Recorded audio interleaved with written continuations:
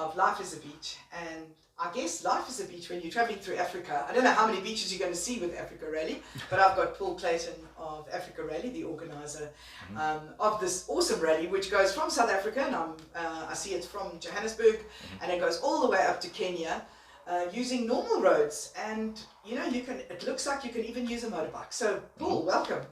Thank you. Good to be here. So tell me a little bit about the rally. Where did it start? What's it about?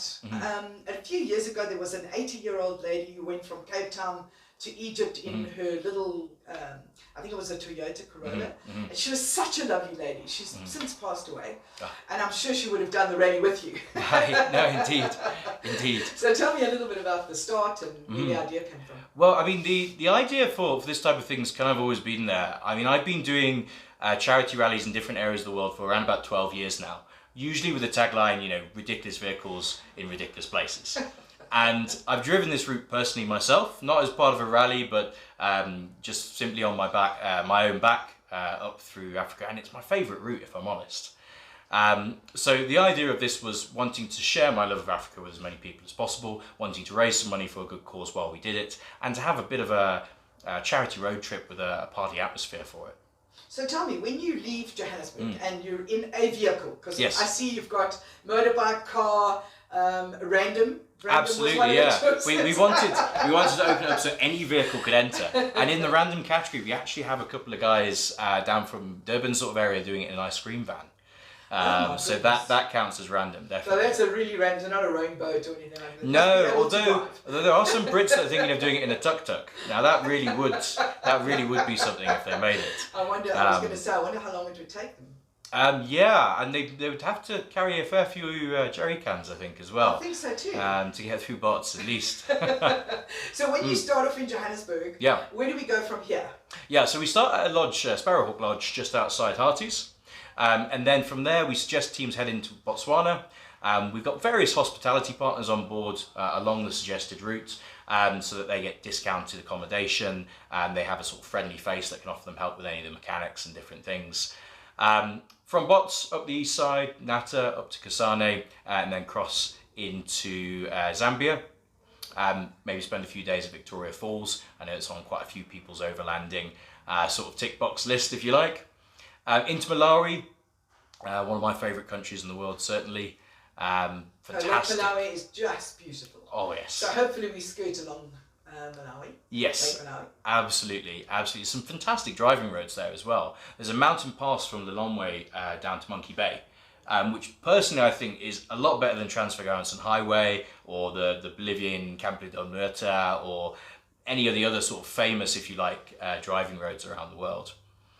So yeah, up the west side of Lake Malawi into Tanzania, and then teams have a couple of different options. So they can either skirt around Lake Tanganyika, they can head out towards Dar es Salaam and Zanzibar, or they can go straight through the middle, through the Ngorongoro, through the Serengeti, past Kilimanjaro potentially, before all entering Kenya and finishing just to the west of Kisumu on Lake Victoria. So now, does everybody travel together? Or is there a kind of take your own route and take your own time? It's kind of take your own route, not necessarily take your own time. Between the start line party on the 1st of July and the finish line party on the 22nd, there's 3 weeks. Now, that's designed intentionally so that people shouldn't have to drive every day. You know, you can spend a couple of days relaxing on Lake Malawi, you can spend a couple of days at the falls or something like this. But we are trying to encourage people to make it for the 22nd because they'll be there for the party in that case. Don't all have to drive together, they can choose their own routes. Partially to the experience level of the drivers and to the capability of the vehicles, of course. But what we tend to find is most vehicles of a similar category tend to bunch together and drive in convoy. And now when you're coming back, do you come back the same way? Because obviously once you're there, you've got to come back. In most cases, we have a lot of international teams that are actually shipping their vehicles out of Mombasa. We've got one or two that are actually donating theirs to a charity in Kenya as well. These are the sort of people who have spent, maybe only a couple of $1,000 on their vehicle. So by the time it gets to the finish line, if it gets to the finish line, they're not expecting much to be left of it. But obviously, yeah, like you said, the people that are in maybe more kitted out vehicles, the sort of 4x4 dedicated overlanders, a few of them are driving back down the route. We don't have an organised structure for that. We are quite simply 1st to the 22nd on the way up. but we do partner with a company called Global Fixers.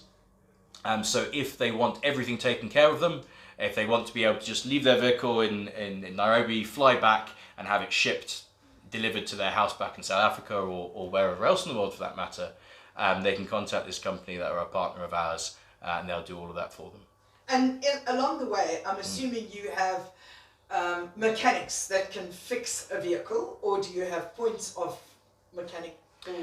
Well, yes and no. So we've got a WhatsApp group that we set up for all teams that have entered, and we have a 24/7 emergency telephone number if someone is properly stuck. But, you know, if you get a phone call and someone says, "Oh, help, I've got a flat tyre," oh, no, there's not really going to be much much sympathy on our end.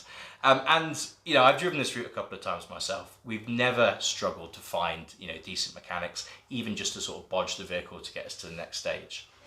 The hospitality partners, the different lodges that we work with, they will also have in-house mechanics, but we kind of want people to support the local businesses and find mechanics as they go. As they go along. Yeah, absolutely. So what is the history of the rally in terms of you wanted to do something yourself? So you've driven it yourself. Have you got stuck along the way yourself? Oh, absolutely. Multiple times in various different ways. In the Ford Cortina, the issue was always the distributor. Rattling itself to death and then just deciding to conk out altogether. Then it was the alternator, which we had to completely replace. But that's actually a good example of random mechanics. The first person that we spoke to had a very good friend of his who was a mechanic, turned up, and without us even telling him we needed an alternator, he had one already in the van. Oh my goodness. So coincidence just provided. More recently, we've been out in Botswana bringing on board partners in our mobile HQ, which is a 1976 VW Combi camper van that someone, not mentioning any names, has dropped an old Ford Cortina 3-litre V6 in. So it breaks a lot, as you might imagine. I can just imagine, yes. And last time was completely dropping the CV joint off the back, which isn't necessarily a big fix if you've got, you know, the full workshop as we have behind us. But out in the middle of nowhere, it took a little bit of engineering and a few hopes and prayers to make it to the next village. And what about the paperwork? Because there's obviously got to be a fair amount of, if you have this passport, you need that visa, and do you supply information about all that paperwork so that people are prepared and they don't get to a point where somebody says, well, actually you're not allowed in here because you've got the wrong passport? So we actually go one better. We outsource this to a very good friend of mine, Julia, who owns a company called Smart Visas. So I've used her personally since 2010, and I wouldn't really trust anyone else with doing our paperwork. So when I was initially chatting to her, it was about, would you manage our staff crew, our staff vehicles?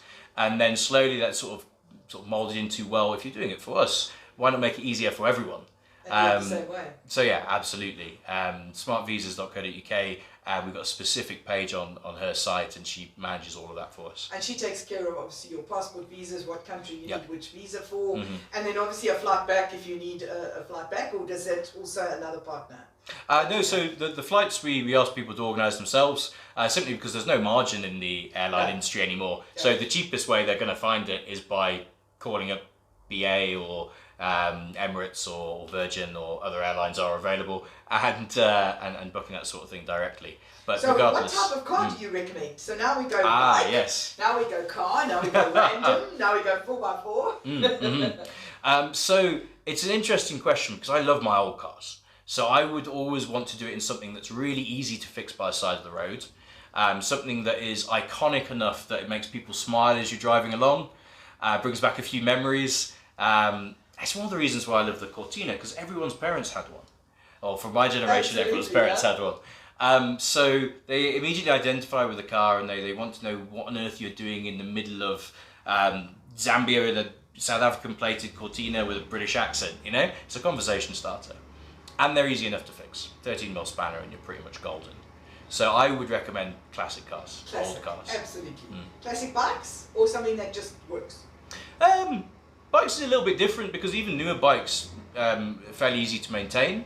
I probably wouldn't suggest doing it on like a 1200 GS or something, just because it's a bit unnecessary. It's overkill for really what we're looking to achieve. But again, you probably wouldn't want to do the entire route on a little 125 because you'll be chugging along for quite a way. Sort of mid-range adventure bikes, Triumph Tiger or something like that, I think will probably do the job. And what type of costing are you looking at? Because are you just looking at lodges to stay over, or can somebody take a camping kit along? Do you have different pricing? So this is why we don't prescribe an absolute set route. Like I said, there's a suggestion of the route that I mentioned, but we want people to be able to stay in places that match their budget and their view of what they want to experience. So the hospitality partners we work with all provide lodge accommodation and camping. Okay. Along the way, people are going to want to stay in different places. They can choose where they want to camp. They can choose if they want to go 5-star, if they want to go wild camping. We leave it entirely up to the end teams. And do they book this before they go? Because if you're in an old car, you don't really know what distances you're going to travel day by day. Yeah. You know that you have 3 weeks to make this route, but you don't know what date you're going to get there. Yeah, of course. So do they account for the fact that you don't know what date you're going to arrive? So for our hospitality partners, we've chosen places that already have quite large capacity, and we've sort of alerted to them that the fact is people may not be booking ahead, they may just be turning up. We've got the big Africa Rally logos on all of the cars, so they'll be easy enough to spot, and they've all been quite accommodating with this. I don't tend to book ahead unless it's required for a visa, such as the case in Kenya. But for that one, people kind of know they're going to be staying at the finish line lodge on the 22nd, hopefully, anyway. Hopefully. So that's a little bit easier to book. And do you have a map that says, here's a petrol station, they call it a gas station or a petrol stop, but these are the recommended petrol stops along the way, because there's a big gap between this petrol station. Like when we're traveling in South Africa, we know that the distance between Colesberg and Beaufort West is a 6-hour trip, so we kind of know where the petrol stations are. So if you go through Colesberg and you've got half a tank, you're likely to make a stop along the way. But if you're traveling to Kenya, you don't really know where the next petrol station is. Yeah, no, particularly because a lot of these teams will be doing that route for the first time. I mean, I've learned the hard way. The first time I drove that route, I didn't bring any jerry cans. I didn't bring any sort of backup fuel. I brought a hose with the hope of being able to siphon fuel from anyone that was kind enough to offer, which worked, because then there wasn't a fuel station between Nata and Kasane, pretty much in Botswana, and that's a good, 300, 400, 500 Ks. They've built one in Pasamentenga now, so it's not quite as difficult. But even in the VW, constantly running out of fuel. We just have jerry cans now. People take some jerry cans along with them, and they need to just make sure that they've got them as they're traveling. Yeah, so, because with a jerry can, at least if you do run out and you run out in the jerry, you've got something that you can physically hitch a lift to the next station and bring back. Absolutely. And if you have food requirements, I know my husband's really fussy about food. So if you're halal or you're kosher or one of those, is there something that you point out along the way, or do people find out that about themselves? Or how do they, like vegetarians may want to eat vegetarian, or kosher needs kosher? How do you tell people about those things along the way? Well, for the start and finish line, we provide free drinks and free food. So we've got a bit of a form that we send out to every team saying, if you have any dietary requirements, if you have anything you need to send us. Personally, I'm type 1 diabetic, so always very aware of what I'm eating, what the sugar content is of things, and sort of planning ahead. So we're very much on top of that for the start and finish line. But in terms of actually on the road, it's a little bit of hit and miss. So we'd advise, if there are particular dietary requirements, at least have 1 or 2 backup meals in the cool box in the vehicle with you. Okay, that's cool. And medical wise, do you have medical stops, or are there hospitals marked along the way in case of things like malaria? Do you recommend malaria tablets? Is there a recommended list? So we would recommend every team takes at least a minimal first aid kit with them. We also have a specific travel insurance company that we've partnered with that would insure teams just for this event. So that covers medical insurance as well, just so they know they've got peace of mind that if anything does happen, they will definitely be covered. We've got the 24/7 emergency telephone number, if you like. Okay. So if anyone does need to hit SOS, we've mapped out all of the major hospitals. We've mapped out all of the places where we can get medical assistance to them. We have that knowledge in HQ. We provide a bit of a team handbook, if you like, which also gives them an idea ahead of time. And is there a briefing before the party? So we'll give a bit of a sort of briefing, a bit of a hello, a bit of a welcome and everything at the start line. But the handbook will go out a couple of months beforehand. Oh, beforehand. Because if we're just telling people to start line, there might be a few, oh, hang on, I should have prepared for this sort of moments. At the finish line as well, we'll be giving something out called the Pathfinder Awards. So this is where we honour teams for the most money that they've raised for a charity of their choice, where we honour them for, I don't know, the most ridiculously dressed or best dressed team to cross the finish line, including the vehicle. Or we've got something called the Golden Pineapple Award, which is effectively our wooden spoon. It's for teams that somehow have managed to get 4 punctures at the same time. Oh my word. Or have somehow, had a hell of an adventure, which is what it's all about. But it's the sort of, instead of giving them a wooden spoon, we'll give them a golden pineapple.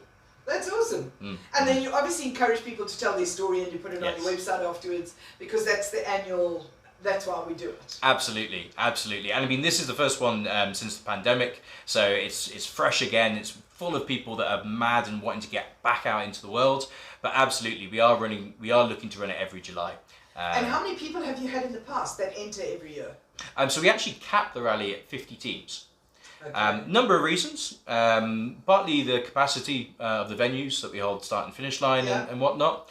Also because keeping track of 50 teams, which is what, about 120 or so people as they're scattered across Africa, is just about right.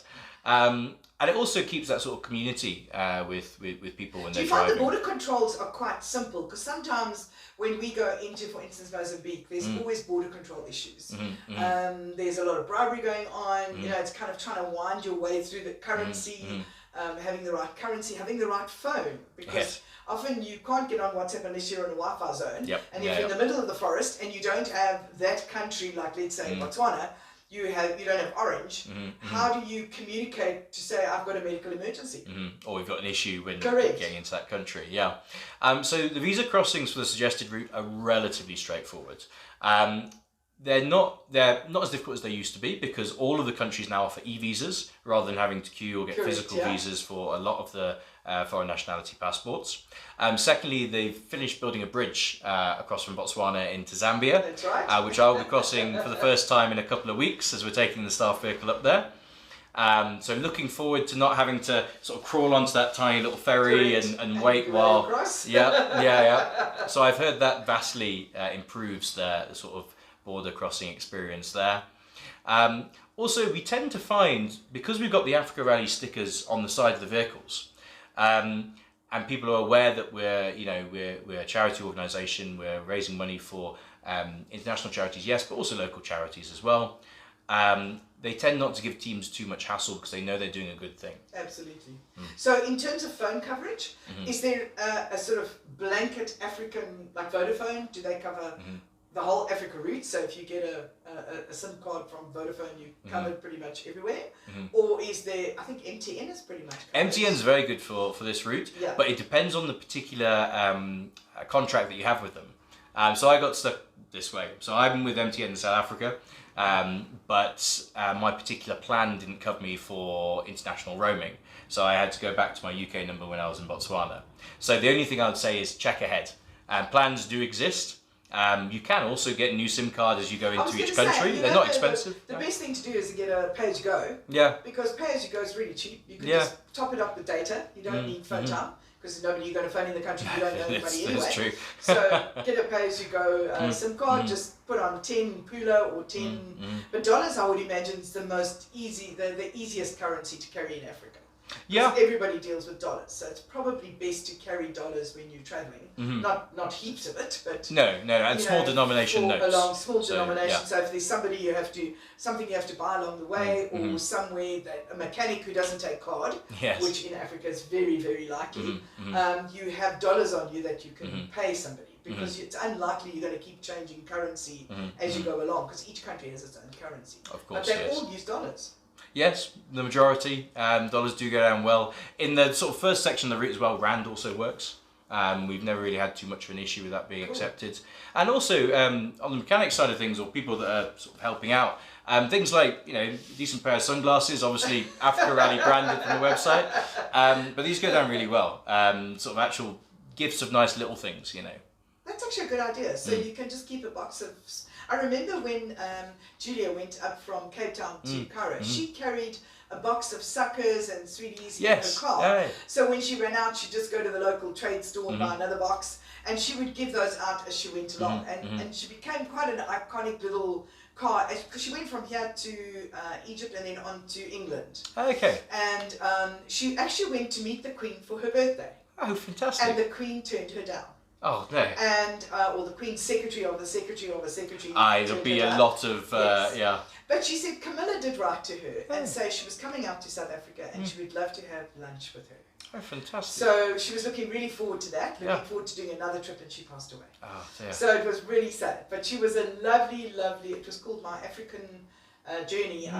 My African, I forget the name, but it was a lovely book. And she wrote the book, and My African Conquest, because she had a little Toyota Conquest. I was going to ask what vehicle it was. And it was a 1980 Conquest. It wasn't anything new. Because Derek Watts of Carte Blanche interviewed her. I picked up on the interview, and I interviewed her during COVID, and she wasn't well.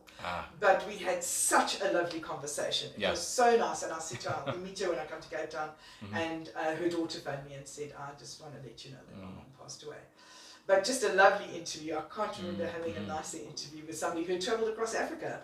And she was determined to go back, but it looked like a lot of her children, or grandchildren, had done bits of the journey with her. Yeah. So they would kind of fly to Zimbabwe, or they'd fly to Uganda, and they'd get in the car and travel with her for another, and then get off, and somebody else would come and drive with her. And she had a lovely trip. That's a really good shout as well. Particularly mixing up the sort of and people in the vehicle and... So, 80 years old. That's she wanted to celebrate her 80th birthday with the Queen. That's amazing. And then the Queen still disses her. Oh dear. So let me know, what is the contact details? Who do people, how do they apply? What's the story? So most of the information can be found from our website, which is www.africarally.com. So nice and easy to find, hopefully. Very easy. That'll give you information on pricing, on the different entry categories, a bit of an idea of the vibe of what we've done in the past, and the sorts of vehicles that you can drive through Africa. The random ones are my favourite. Absolutely, you don't need a 4x4 to see Africa. It is very true. You can also email us directly. The address is info@africarally.com. That's for any specific queries, or if you can't find what you're looking for on our website, do just reach out directly and we'll get straight back to you. That's pretty cool. Paul Clayton, organiser of Africa Rally. I'm Janine, president of Life is a Beach.